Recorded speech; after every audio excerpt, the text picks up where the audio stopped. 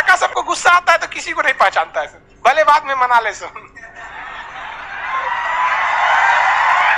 आक्रमण कर दिया। कौन सा आक्रमण? कलिंग आक्रमण। यहाँ के राजा नंदराज, कौन थे? नंदराज। कलिंग आक्रमण कर दिया गया और कलिंग आक्रमण इतना भीषण आक्रमण था कि कलिंग का बच्चा बच्चा को काट दिया गया। मतलब बूढ़ा बच्चा किसी को नहीं देखा गया, सबको काट दिया गया कलिंग युद्ध में। अशोक का हृदय कलिंग युद्ध में मरे लाश को देखकर नहीं हुआ था, बल्कि अशोक का हृदय वहां पर महिलाओं की लाश और बच्चों की लाश को देखकर हुआ था। जो महिलाएं घर का काम करती है, जो युद्ध कभी नहीं कर सकती हैं, अगर उसे कोई काट दे, 5 साल 6 साल के बच्चे को अगर काट दिया जाए तो किसी भी व्यक्ति का हृदय पिघल जाता है। लोग दुश्मन के दुश्मनी जो होती है ना, तो दुश्मन के भी बच्चे को आदमी थोड़ा सा कहता है तो बच्चा है। यहाँ पे इतना नरसंहार हुआ, इतना काट दिया गया कि अशोक का हृदय पूरी तरह से परिवर्तन हुआ। युद्ध के मैदान में ही अपना तलवार छोड़ दिया था पूरी तरह से। एकदम न लड़ने वाले हैं, क्या मिला हमको, हमारी सीमाएं थोड़ी और आगे बढ़ गई, लेकिन हम तो क्या हो गए, पूरी तरह से मानवता के नाम पर हम कलंक हो गए। कलिंग युद्ध ने अशोक का हृदय परिवर्तित कर दिया। पूरी तरह से टेंशन में रहता था। इसकी पत्नी आके मनाती थी, क्या हो गया, जीत के भाग, टेंशन में है।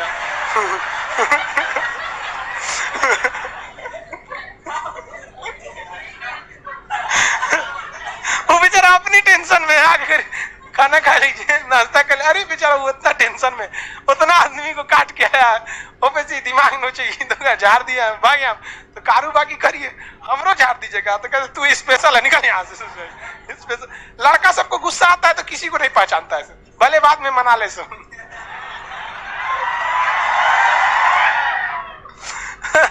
तो इसने क्या किया, पूरी तरह से, ये क्या लिखे हैं जी, 261, एक छूट गया क्या, इधर लिख देंगे चलेगा।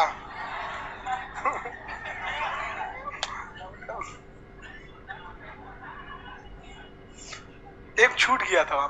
तो 261 ईसा पूर्व में क्या हो गया था भाई, कलिंग युद्ध किया। कलिंग युद्ध के बाद इनका क्या हो गया, हृदय परिवर्तित हो गया।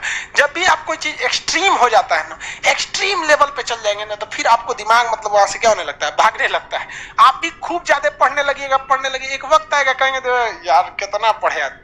हर काम से एक एक्सट्रीम लेवल आता है। इसने भी युद्ध छोड़ने की ठान लिया, तो इसको लगा कि भैया अब हम ये दूसरा धर्म अपनाने के लिए। तो इसका भतीजा था जिसका नाम था निग्रोध। भतीजा का नाम क्या था, निग्रोध। निग्रोध जो था वो बहुत शांत रहता था और उसको कोई टेंशन नहीं रहता था। तो ये निग्रोध से बड़ा प्रेरित था भतीजा से, कहता था तुम इतना शांत कैसे रहता है। तो कहा कि हम बौद्ध धर्म अपनाते हैं।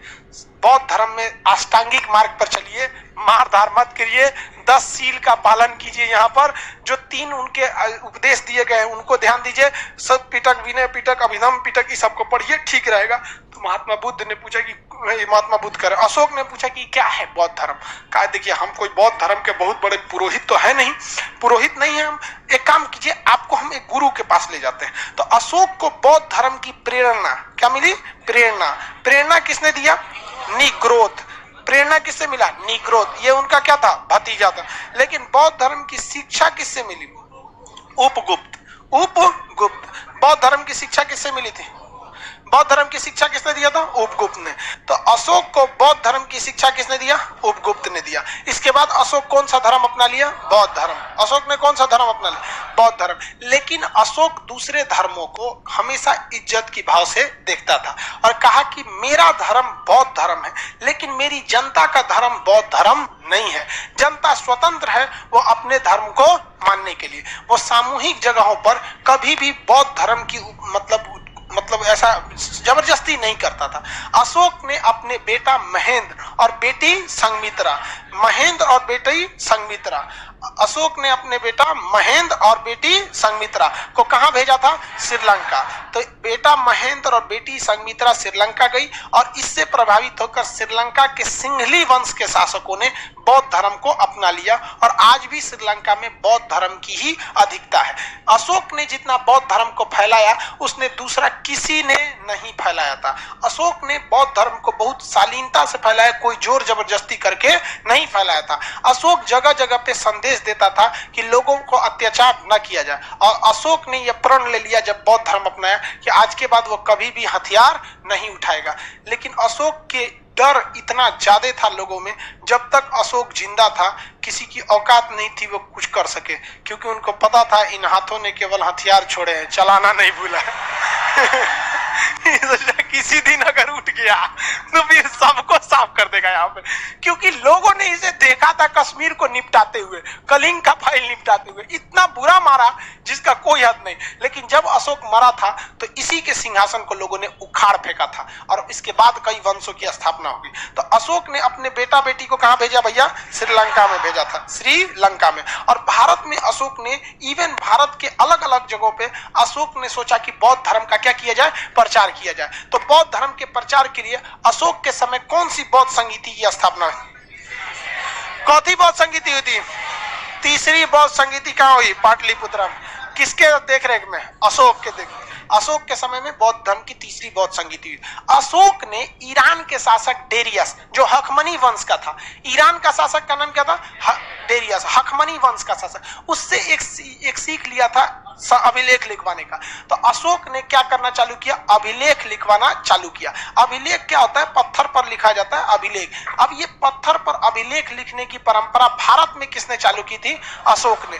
अशोक बहुत ही विद्वान व्यक्ति था।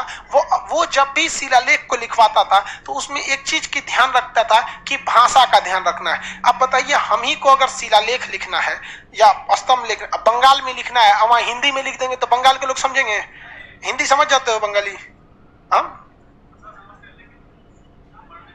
पढ़ने में दिक्कत होता है, ऐसे बोलते हैं तो समझ जाते हैं। वो होता ही है। जैसे आप लोग को भी देखिए ना, उर्दू तो समझ जाते हैं। हम बोलेंगे पानी पी लीजिए, बैठ जाइए, ये सब तो क्या चीज है? बैठ जाए। हिंदी बोलेंगे बिराजिए यहाँ पे।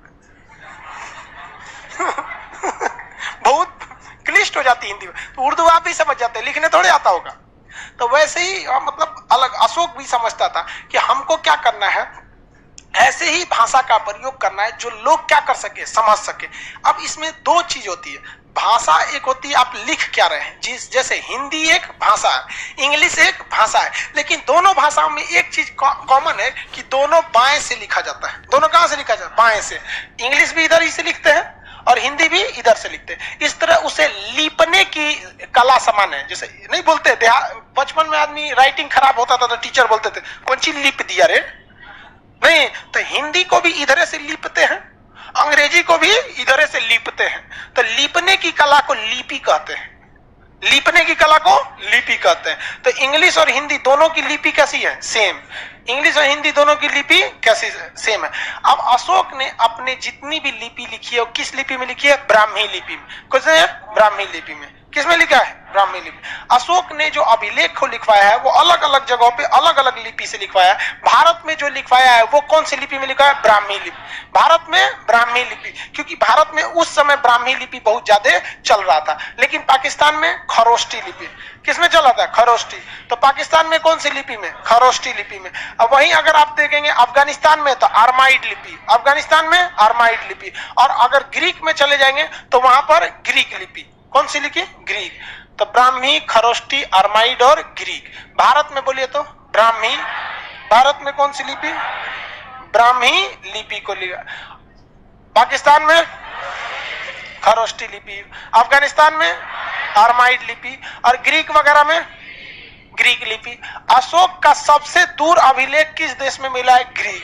अभी उस जगह पर हो गया है देश जिसका नाम है तुर्की। क्या हो गया है? तुर्की।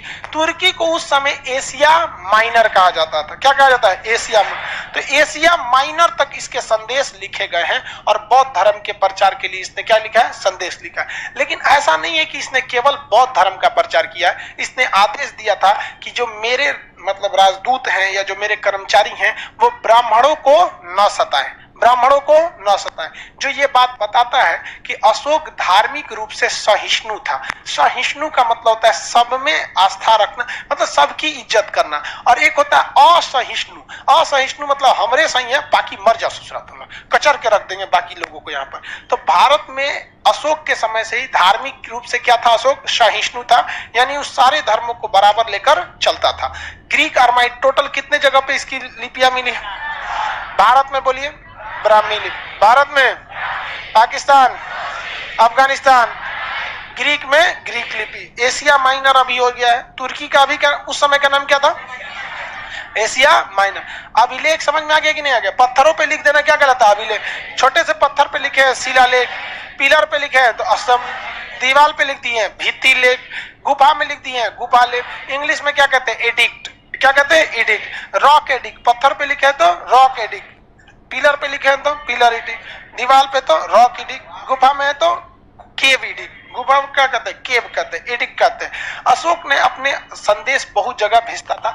इसने कई अधिकारियों को भी नियुक्त किया था, संदेश वाहक को नियुक्त किया था, जिसमें राजुक बहुत ही प्रसिद्ध थे। यहाँ पर अशोक ने बौद्ध धर्म के धम्म नीति को आगे बढ़ाया। बौद्ध धर्म के किस नीति को? धम्म नीति। धम्म का मतलब होता है धर्म की नीति पर चलना। धर्म की नीति पर क्या करना है? चलना है। तो इसको आगे बढ़ाने के लिए अशोक ने बहुत किया था। धम्म का मतलब या धर्म का मतलब क्या हमारे धर्म से होता है? हम लोग गलत समझ में करते हैं। धर्म का अर्थ होता है इंसानियत। धर्म का अर्थ होता है इंसानियत। जिसके अंदर हिंदू धर्म, मुस्लिम धर्म, ये तो धर्म ही नहीं है। लोग बोलते हैं ना धर्म संकट में फंस गए, तो मतलब इंसानियत। तो उसने ऐसे लोगों को संदेश दिया और इसकी जांच के लिए कि लोग इंसानियत के रास्ते पे चल रहे हैं या नहीं चल रहे हैं, अर्थात धम्म के हिसाब से चल रहे हैं कि नहीं चल रहे हैं। इसके लिए उसने एक मंत्री नियुक्त किया। मंत्री को अमात्य बोलते हैं। क्या कहते हैं? अमात्य। तो उसने एक मंत्री नियुक्त किया, धम्म महामात्र। कौन सी अधिकारी? धम्म महामात्र। तो अशोक ने लोगों के धार्मिक जीवन को ठीक ठाक से, इंसानियत ठीक रखने के लिए कौन सी अधिकारी को नियुक्त किया? धम्म महामात्र। कौन सी अधिकारी? धम्म महामात्र। कौन सा? धम्म। स्त्रियों के प्रति भी अशोक की काफी ज्यादा सहानुभूति थी। स्त्रियों की बहुत ज्यादा हत्या भी हो गई थी यहाँ पर, और बाकी इनकी 4-5 गो पत्नी थी सब वहां पर। तो स्त्रियों की देखरेख के लिए, उनकी स्थिति को जांच करने के लिए, जिस तरह आज के समय में महिला आयोग है, उस समय स्त्री महामात्र की स्थापना किया था अशोक ने। अशोक ने अपने ज्यादातर मतलब इसको संदेश को किसके माध्यम से फैला था? शिलालेख के माध्यम से फैला दिया था। अशोक ने कई अन्य भी काम किए थे, तीर्थ यात्रा कर इत्यादि को भी हटाया था अशोक। हालांकि अशोक ने कभी भी बौद्ध धर्म को किसी भी तरह का राजकीय धर्म घोषित नहीं किया। समझ में आ रहा है कि नहीं आ रहा? अशोक, किसी को कंफ्यूजन नहीं ना है? क्वेश्चन पूछा जाए?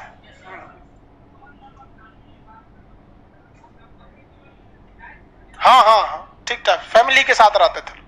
बौद्ध धर्म के बाद भी वो लोग फैमिली के साथ रहता था। पहले के जमाने में महावीर स्वामी और महात्मा बुद्ध ना, ये लोग घर छोड़ के भाग गया, बाकी लोग घर नहीं छोड़े थे लोग। यहाँ पे अशोक का जन्म कब हुआ था? अशोक का जन्म, अशोक का राज्याभिषेक कब हुआ? राज्याभिषेक के चौथे वर्ष कलिंग युद्ध। कलिंग युद्ध के समय राजा कौन था? नंदराज। कलिंग युद्ध की जानकारी अशोक ने किसी शिलालेख में दिया है? दिया। वो हम आगे पढ़ाएंगे और अशोक के 14 शिलालेख तो उसमें ही बताएंगे। लेकिन कलिंग युद्ध की विस्तृत जानकारी ये एक अभिलेख से मिलता है जिसका नाम है हाथी गुफा अभिलेख।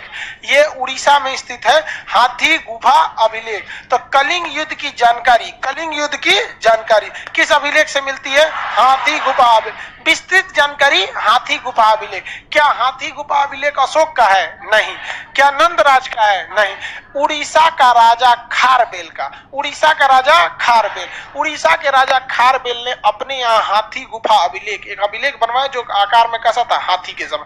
तो हाथी गुफा अभिलेख बनवाया, उसमें उसने विस्तृत जानकारी दे रखी है किसके बारे में? कलिंग के बारे में, अशोक के बारे में, कि अशोक नामक राजा मगध से आकर कलिंग पर क्या किया था? आक्रमण किया, और कलिंग को भारत में क्या कर लिया गया था? मिला लिया गया था। कलिंग युद्ध के बाद अशोक ने बौद्ध धर्म को जानने के लिए, बौद्ध धर्म की प्रेरणा किसने दिया था? निग्रोध। बौद्ध धर्म की शिक्षा किसने दिया? अशोक की 5 पत्नियों में सबसे प्रिय पत्नी कारु। बाकी अशोक ने अपने बेटा और बेटी का नाम बताइए तो? संघमित्रा और महेंद्र। महेंद्र और संघमित्रा। कहाँ भेजा गया था? श्रीलंका। अशोक के समय कौन सी बौद्ध संगीति हुई? तीसरी बौद्ध संगीति। अशोक का बौद्ध धर्म राजकीय धर्म था, इसका निजी धर्म था। क्या इसने दूसरे धर्मों के प्रति सहिष्णु था या असहिष्णु था? सहिष्णु था। अशोक को इस अभिलेख लिखने की प्रेरणा किसने दिया? किसने? डेरियस।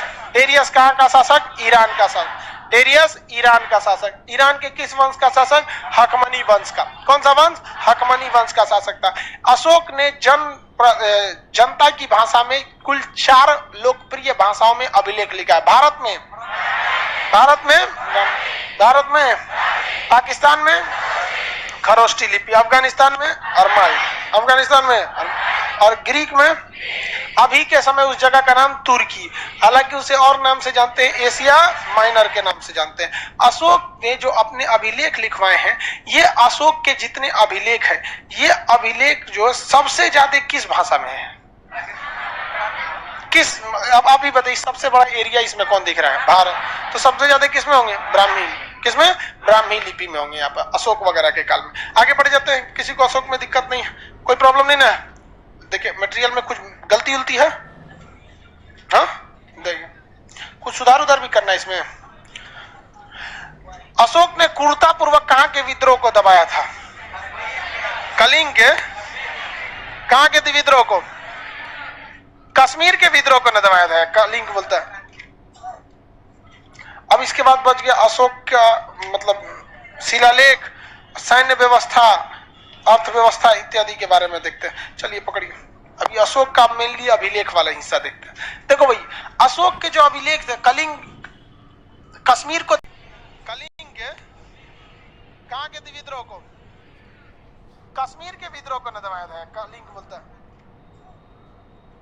अब इसके बाद बच गया अशोक का मतलब शिलालेख, सैन्य व्यवस्था, अर्थव्यवस्था इत्यादि के बारे में देखते हैं। चलिए पकड़िए, अभी अशोक का मेनली अभिलेख वाला हिस्सा देखते हैं। देखो भाई, अशोक के जो अभिलेख थे, कलिंग, कश्मीर को दबाया गया था जो विद्रोह, बहुत क्रूरता पूर्वक था, और उसकी जानकारी किस पुस्तक से मिलती है? राजतरंगिणी से। अब अशोक के अभिलेखों के बारे में हम लोग समझते हैं। अभिलेख अशोक ने कई टाइप के लिखवाए, एक कुछ बड़े अभिलेख है, कुछ छोटे अभिलेख हैं। कुछ अभिलेख ऐसे हैं जो पिलर पे लिखे गए हैं, जिसे हम लोग स्तंभ लेख कहते हैं। तो अशोक के अभिलेख कई कैटेगरी में बटे हैं और कई भाषाओं में बटे हैं। अभिलेख में अशोक की सबसे बड़ी समस्या ये थी कि अशोक वगैरह की जानकारी, खोदाई वगैरह तो यहाँ हुई बाद में खोदाई हुआ, और पत्थर पे कुछ कुछ लिखा हुआ संदेश मिला, तो इसको लिखने की सफलता जो मिली थी जेम्स प्रिंसेप को मिली। अशोक के अभिलेख लिखने की सफलता किसे मिली? जेम्स प्रिंसेप को। अशोक के अभिलेख लिखने की सफलता जेम्स प्रिंसेप को। लेकिन जेम्स प्रिंसेप को एक बात बहुत बड़ी समस्या आ गई, क्योंकि वहां कहीं भी अभिलेख पर अशोक नहीं लिखा था। दिक्कत, संदेश लिख दिया था, मैं मगध का राजा। मगध का राजा, तो मगध में तो 75 गो राजा होके गए सब, क्या पता कि अजात शत्रु का है कि बिंबिसार का है कि अशोक का है? नहीं ना कह सकते कि धनानंद का है, किसी का भी हो सकता है वहां पे। लेकिन मैं मगध सम्राट, तो भैया मगध का सम्राट तो बहुत से लोग थे। प्रियदर्शी, मगध साम्राज्य में कोई प्रियदर्शी था ही नहीं और लिखता है मैं मगध साम्राज्य प्रियदर्शी। तो सब पढ़ने की, तो अभिलेख प्रिंसेप लिखेगा कैसे? लिखने की बोल दिया, अरे वही बात है, लिखेगा थोड़ी ना। अशोक ने तो अभिलेख लिख दिया। लिखने की प्रेरणा किससे लिया था? डेरियस। उस लिखे हुए अभिलेख को कोई पढ़ ही नहीं पा रहा था, उससे पढ़ने की सफलता पहले किसे मिली? James Prinsep. उसी ने पढ़ा, और पढ़ने के बाद सबसे बड़ी समस्या क्या आ गई? उसमें क्या लिखा हुआ था? मगध सम्राट। हर जगह क्या लिखा था? मगध सम्राट। और बाकी कई जगह लिखा था मैं मगध का राजा प्रियदर्शी। लेकिन दिक्कत जानते क्या हो गया? हर जगह सुबूत उबूत मिलाया जाता है ना, कहीं कहीं से लिंक हो जाता है। बस एक जगह लिख दिया, राजस्थान में एक अभिलेख लिखा, वहां लिखा मैं मगध सम्राट अशोक प्रियदर्शी। तब कहते ओए ससुरा, जहां जहां प्रियदर्शी लिखल है ये है, कौन है? यही है। तो कहीं कहीं के अभिलेख में, टोटल अभिलेख में क्या अशोक के नाम लिखे गए? 3 नाम प्रसिद्ध है, एक प्रियदर्शी, एक मगध सम्राट। एक ही जगह क्या लिखा गया है? अब अशोक लिखा गया। अब इसके कई अभिलेख है, कुछ छोटे अभिलेख है, कुछ बड़े अभिलेख है, कुछ क्या है? स्तंभ लेख है सब। तो इस सारे अभिलेखों को हम लोग अब इसको अलग से एक ही टाइप में पढ़ेंगे लोग। आज थोड़ा सा टॉपिक क्या हो जाएगा? चेंज टाइप का हो जाएगा। अभी तक तो राजा वगैरह देख रहे थे, यहाँ पे बिंबिसार वगैरह देख लिए कि नहीं? इसमें किसी को दिक्कत नहीं है? एक बार इसको देखते हैं, फिर अभिलेख के बारे में। बिंदुसार किस धर्म को मानता था? क्या अशोक आया तो आजीवक संप्रदाय के साथ कोई भेदभाव किया? हम कैसे मान ले कि भेदभाव नहीं किया? हम कैसे मान ले? अशोक आजीवक संप्रदाय की भी इज्जत करता था, क्योंकि ये गया में स्थित बराबर नाम के जगह पर कुछ पहाड़ स्थित है। जगह का नाम क्या है? बराबर। हालांकि वो बराबर है ही नहीं है, बराबर जगह पे क्या है? पहाड़ है। उन पहाड़ों पर गुफा बनवाया था। उस गुफा के कितने संख्या थे? 4। और किसे दे रखा था? आजीवक संप्रदाय। 4 गुफाओं के नाम क्या थे? एक का नाम था सुदामा, गुफा का नाम सुदामा, कर्ण, चोपड़ा, विश्व झोपड़ी, सुदामा, कर्ण, चोपड़ा, विश्व झोपड़ी, सुदामा, कर्ण, चोपड़ा, विश्व झोपड़ी, सुदामा, कर्ण, चोपड़ा, विश्व झोपड़ी, सुदामा, कर्ण, चोपड़ा, विश्व झोपड़ी। ये चारों गुफाएं इसने किसे दे रखा था? आजीवक। इससे यह स्पष्ट होता है कि अशोक आजीवक संप्रदाय के प्रति भी श्रद्धा रखता था। ब्राह्मणों को न सताने का आदेश दिया, इसका मतलब यह हिंदू धर्म में भी श्रद्धा रखता था। खुद कौन से धर्म को अपनाता था? बौद्ध धर्म को। इसके दरबार में जैन धर्म के लोगों को भी बहुत इज्जत सत्कार दिया गया था। महिलाओं की स्थिति सुधारने के लिए महिला महामात्र नामक अधिकारी की नियुक्ति किया था। लोगों की शिकायत इत्यादि को सुनने के लिए भी अधिकारी वगैरह की नियुक्ति किया। इसका मतलब अशोक ने कोशिश किया कि समाज के छोटे से बड़े लोगों को क्या किया जा सके? बराबर का दर्जा दिया जा सके। और अपने संदेश को फैलाने के लिए अशोक ने कई जगहों पर क्या रखा था? शिलालेख। और ये इसकी इंसानियत थी कि मगध का इतना प्रतापी योग्य शासक होने के बावजूद वो अपना नाम अशोक नहीं लिखवाता था। और यहाँ लोग को विधायक जी नाली बनवाते हैं तो नाली से पहले खुदवा के लिख जाते हैं स्वर्गीय फताना, स्वर्गीय नहीं, माननीय, गलती हो गया, माननीय है, मतलब फलाना आदमी है, स्वर्गीय नहीं, माननीय लिखवा दे। जबकि वो केवल क्या लिखवाता था? मगध सम्राट। जबकि ऐसा भी तो हो सकता है, मुखिया जी अगर नाली बनवाए या सड़क बनवाए तो लिख सकते हैं ना, माननीय मुखिया के कर कमलों से मतलब प्रारंभ किया गया। तो माननीय मुखिया अगवा नाम जरूर लिखवाता है। और वो अशोक इतना महान होने के बाद भी जल्दी नाम नहीं लिखाया था, इसीलिए समस्या हो गई थी उसे पढ़ने में कामयाबी सबसे पहले किसे मिले? James Prince. अब हमें क्या पढ़ना है? अशोक के शिलालेखों, स्तंभ लेख, छोटे लेख, बड़े लेख इत्यादि के बारे में अब हम चर्चा कल